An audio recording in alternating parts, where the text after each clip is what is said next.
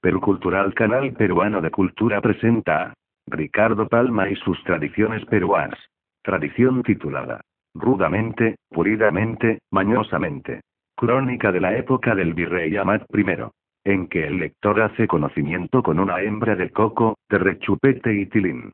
Leonor Zica Mitchell era lo que hoy llamaríamos una limeña de rompe y rasga, lo que en los tiempos del virrey Amat se conocía por una mocita de tecumi de las que amarran la liga encima de la rodilla. 27 años con más mundo que el que descubrió Colón, color sonrosado, ojos de más preguntas y respuestas que el catecismo, nariz de escribano por lo picaresca, labios retozones, y una tabla de pecho como para asirse de ella un náufrago, tal era en compendio la muchacha. Añádanse a estas perfecciones brevísimo pie, torneada pantorrilla, cintura estrecha, aire de taco y sandunguero, de esos que hacen estremecer hasta a los muertos del Campo Santo. La moza, en fin, no era bocato di cardenale, sino bocato de concilio ecuménico. Paréceme que con el retrato basta y sobra para esperar mucho de esa pieza de tela en plástica, que era como el canario, que va y se baña, y luego se sacude. Con arte y maña. Leonor Zica, para colmo de venturanza, era casada con un honradísimo pulpero español, más bruto que el que asó a la manteca, y a la vez más manso que todos los carneros juntos de la cristiandad y morería. El pobrete no sabía otra cosa que aguar el vino, vender gato por liebre y ganar en su comercio muy buenos cuartos, que su bellaca mujer se encargaba de gastar bonitamente en cintajos y fagalares, no para más encariñar a su cónyuge, sino para engatusar a los oficiales de los regimientos del rey. A la chica, que de suyo era tornadiza, la había agarrado el diablo por la milicia y griega. Échele usted un galgo a su honestidad. Con razón decía uno. Algo tendrá el matrimonio, cuando necesita bendición de cura. El pazuato del marido, siempre que la sorprendía en gatuperios y juegos nada limpios con los militares, en vez de coger una tranca y derrengarla, se conformaba con decir: mira, mujer, que no me gustan militronchos en casa y que un día me pican las pulgas y hago una que sea sonada. Pues mira, arrastrado. No tienes más que empezar, contestaba la mozuela, puesta en jarras y mirando entre ceja y ceja a su víctima. Cuentan que una vez fue el pulpero a querellarse ante el provisor y a solicitar divorcio, alegando que su conjunta lo trataba mal. Hombre de Dios. ¿Acaso te pega? Le preguntó su señoría. No, señor, contestó el pobre diablo, no me pega, pero me la pega. Este marido era de la misma masa de aquel otro que cantaba. Mi mujer me han robado. 3 días ha. Ya para bromas basta. Vuélvanmela.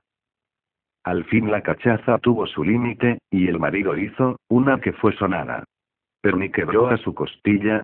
¿Le rompió el bautismo a algún galán? Kia. Razonando filosóficamente, pensó que era tontuna perderse un hombre por perrerías de una mala pécora. Que de hembras está más que poblado este pícaro mundo, y que, como dijo no sé quién, las mujeres son como las ranas, que por una que zabulle salen 4 a flor de agua. De la noche a la mañana traspasó, pues, la pulpería, y con los reales que el negocio le produjo se trasladó a Chile, donde en Valdivia puso una cantina. Qué fortuna la de las anchovetas. En vez de ir al puchero se las deja tranquilamente en el agua.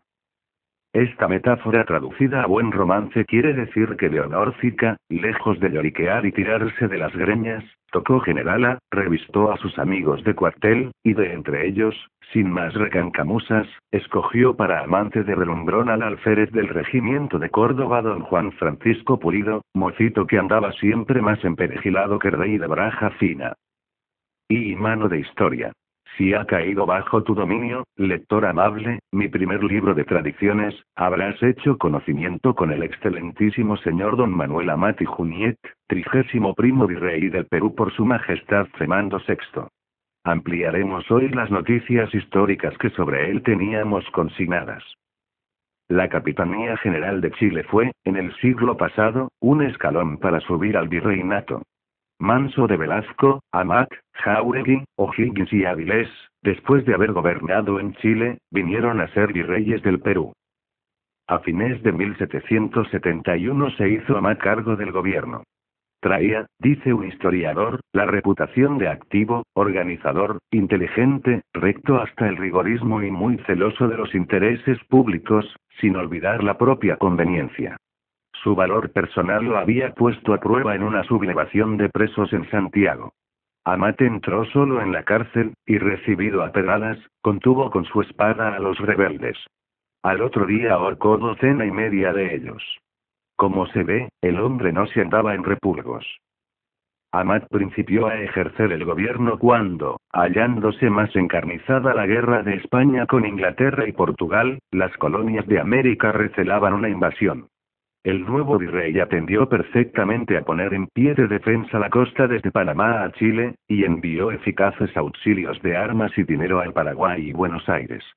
Organizó en Lima milicias cívicas, que subieron a 5.000 hombres de infantería y 2.000 de caballería, y él mismo se hizo reconocer por coronel del regimiento de nobles, que contaba con 400 plazas. Efectuada la paz, Carlos III premió a Amat con la Cruz de San Genaro, y mandó a Lima 22 hábitos de caballeros de diversas órdenes para los vecinos que más se habían distinguido por su entusiasmo en la formación, equipo y disciplina de las milicias. Bajo su gobierno se verificó el Concilio Provincial de 1772, presidido por el arzobispo de Diego Parada, en que fueron confirmados los cánones del Concilio de Santo Toribio. Hubo de curioso en este concilio que habiendo investigado a Amat al franciscano Fray Juan de Marimón, su paisano, confesor y aun pariente, con el carácter de teólogo representante del Real Patronato, se vio en el conflicto de tener que destituirlo y desterrarlo por 2 años a Trujillo.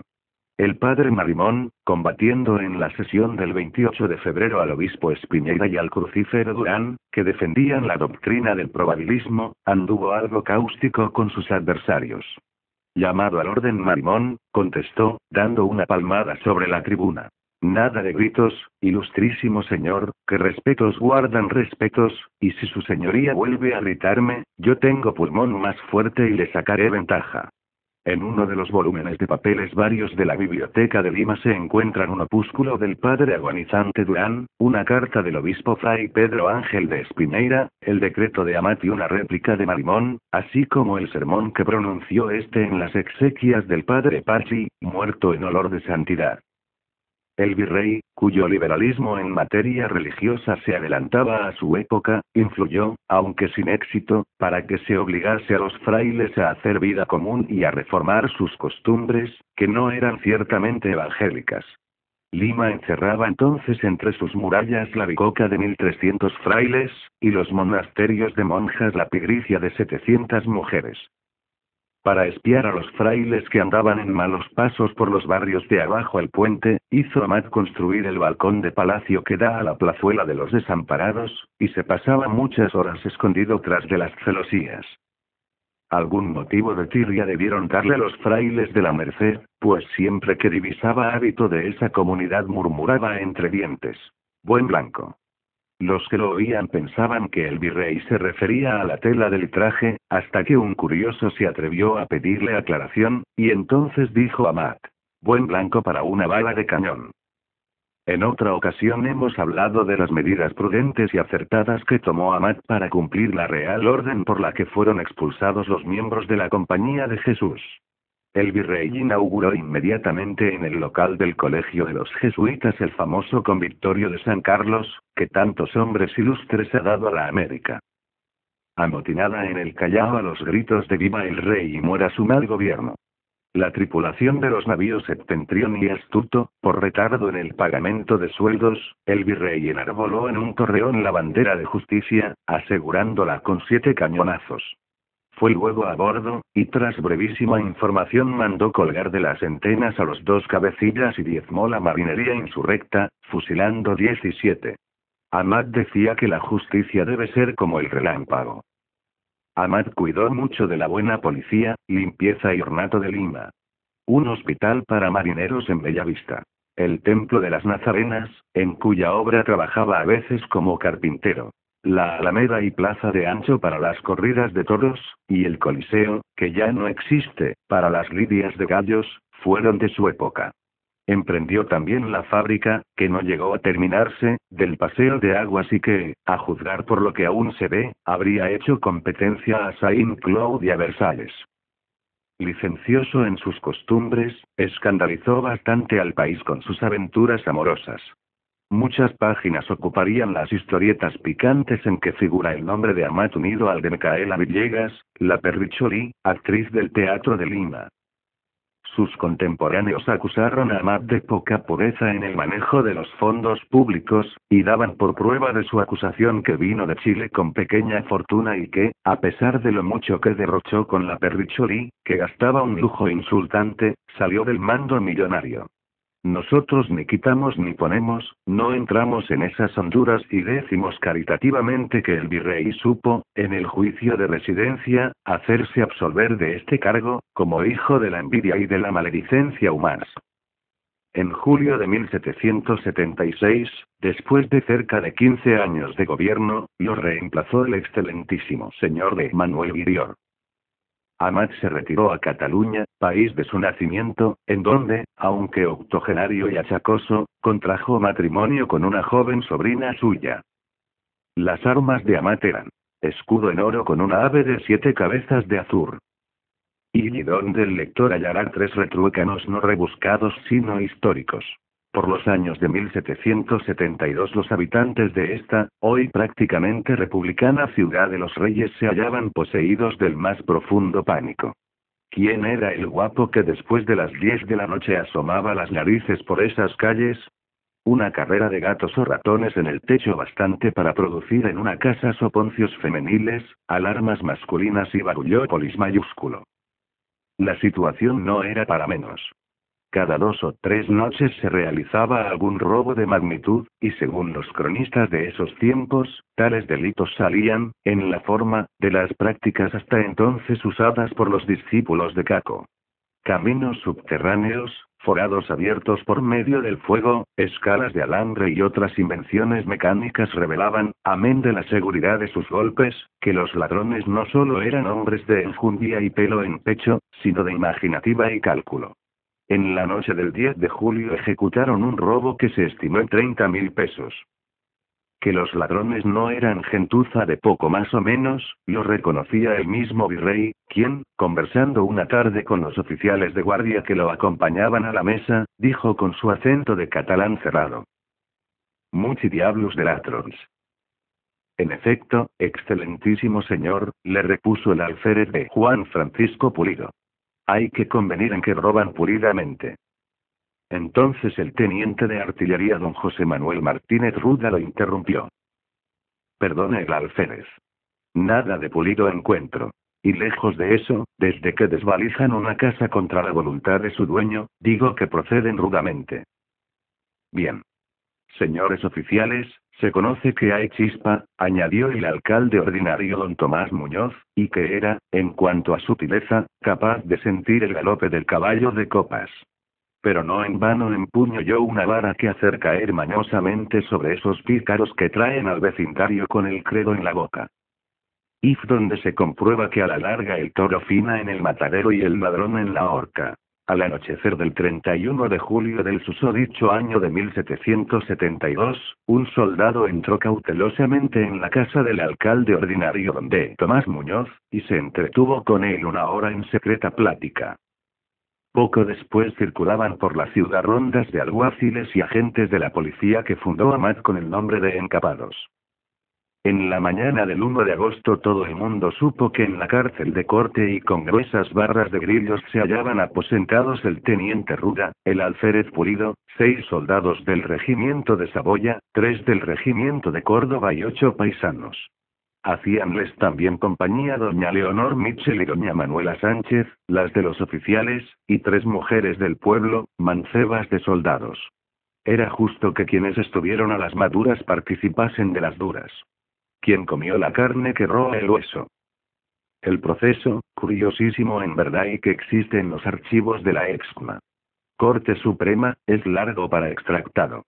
Baste saber que el 13 de agosto no quedó en Lima Pítere que no concurriese a la Plaza Mayor, en la que estaban formadas las tropas regulares y milicias cívicas. Después de degradados con el solemne ceremonial de las ordenanzas militares, los oficiales Ruda y Pulido, pasaron junto con 9 de sus cómplices a balancearse en la horca, alzada frente al callejón de petateros. El verdugo cortó luego las cabezas, que fueron colocadas en escarpias en el Callao y en Lima. Los demás reos obtuvieron pena de presidio, y 4 fueron absueltos, contándose entre estos doña Manuela Sánchez, la querida de Ruda. El proceso demuestra que si bien fue cierto que ella percibió los provechos, ignoró siempre de dónde salían las misas.